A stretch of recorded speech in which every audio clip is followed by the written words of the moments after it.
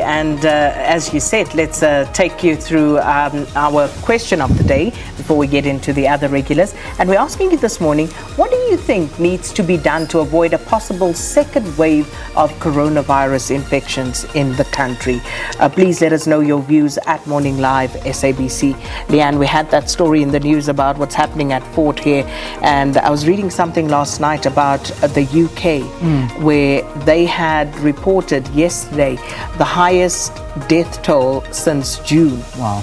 Yeah, so there seems to be a new surge. Yeah. I think they're sitting on, just yesterday alone, 22,000 cases. I think 264, somewhere around their deaths. I mean, it is particularly in Europe and America. I mean, and in some South American countries. I mean, it's basically something that we just have to keep an eye on. And I think at times we're taking our eye off the ball. I know that there was a link that was tweeted yesterday by the health minister, who we know at this point, him and his wife, do have coronavirus, and the latest update we had was that they are at home and resting and recovering at home. But again, just I'm not too sure who it was in the video clip, but one of the, also from health, saying, guys, the second wave is, it will be a reality if we keep on going the way we are going. Just in terms of living like there's nothing out there. And that's, just be aware of what you do and make sure that you just keep your guard up. I mean, that's what we have to ensure, so that we don't go into a lockdown. None of us want to go there again, please. And the reality is, the problem right now is young people. Yeah.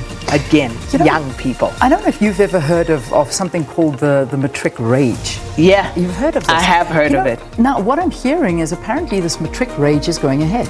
I mean, they have it in Plet, they have it in Durban, they have it all over the country. Yeah, all over the show, yeah. And there are thousands of matric students that go down, and I mean, it's obviously a party and a celebration, and they say no, all COVID protocols will be adhered to, but I mean, how do you adhere to that? We know what's going to happen. That is a mass gathering and something to worry about. But yeah, just these are the kind of things we'd love to hear from you. What is concerning you? How do we avoid a second wave? Right, let's look at some of the trending topics now.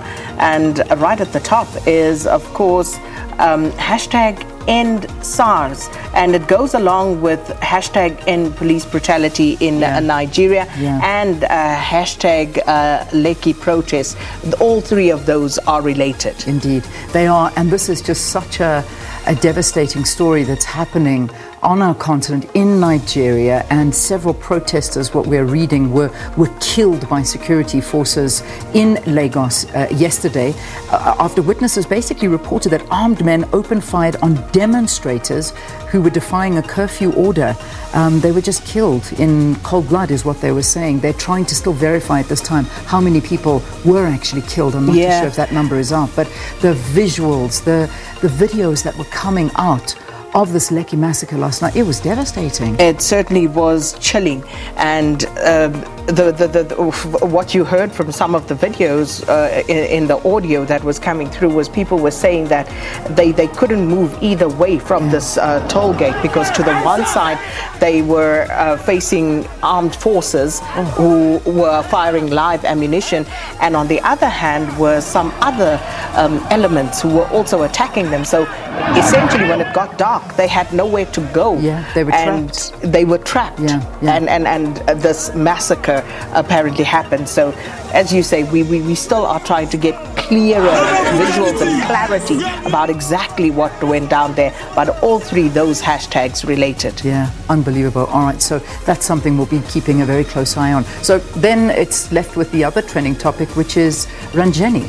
And this is all from a photograph that was posted online by Finance Minister Tito Mboweni, who said he was having a meeting ahead of his medium-term budget, and he had a picture of all the people that were part of this putting together of the speech and helping the core writing team. And one of the people on that picture was Ranjani Munsami, and that got Twitter going. It really did. Because people were saying, so Ranjani was implicated at the State Capture Commission of Inquiry. Remember, there were two witnesses who said that she had benefited from an intelligence slush fund that had paid for her car, paid for tires, settled one of her vehicle's accounts.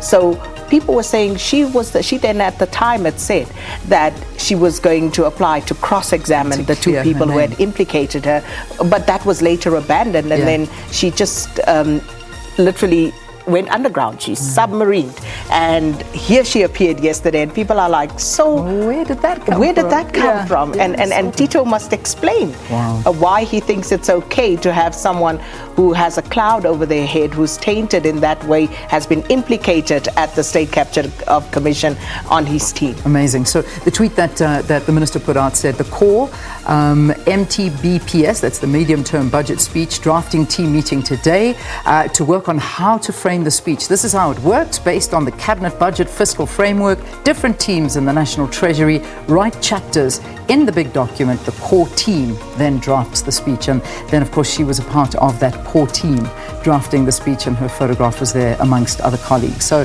yeah, that's what got that conversation. The Twitterati were not impressed. Not happy with that one. Yeah.